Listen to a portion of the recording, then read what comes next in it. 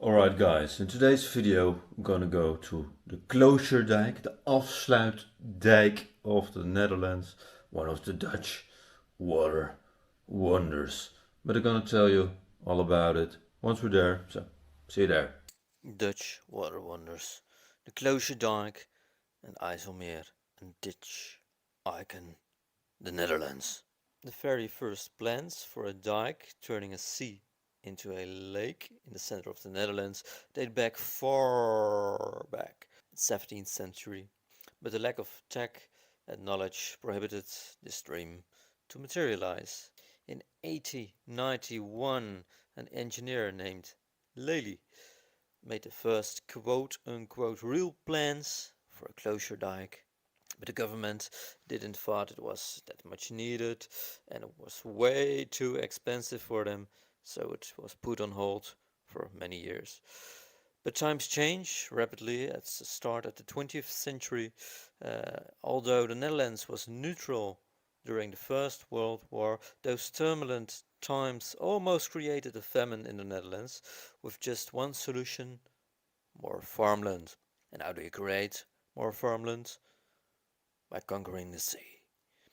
After a flood in 1916, everyone realized it was time to act now, and in 1917 Lely finished his plans, and in 1920 construction started. This was much needed because of a high amount of unemployment and again those farmlands. From all over the Netherlands men came to work on the afsluitdijk, the Kloosterdijk. 30 kilometers of dike through sea. The last opening on the dike closed in 1932. The sea is now a lake. The Zuiderzee became het IJsselmeer. The water went from salt to fresh, and many fishers couldn't catch their fish anymore, and they were compensated by the state. Because these structures are very important, the Dutch military built in the period of 1931 till 1936 many bunkers on this dike. They called it the kazematten.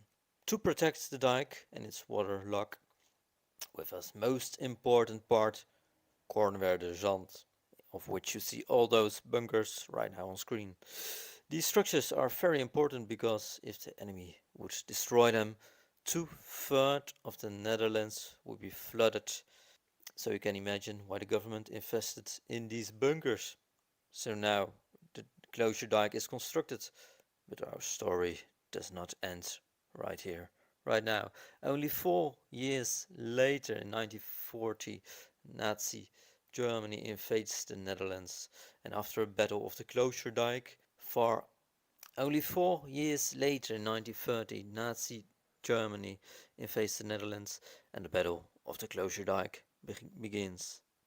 Far outnumbered and with much older weapons, the Dutch army held their ground on this very dike, even though the Netherlands had to surrender because of the bombardments on Rotterdam.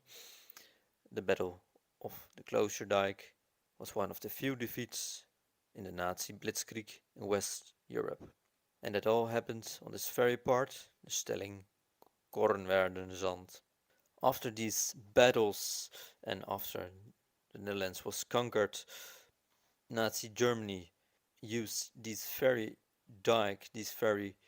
bunkers as a part of their Atlantic Wall to protect themselves again from the Allied forces who eventually would liberate Europe again.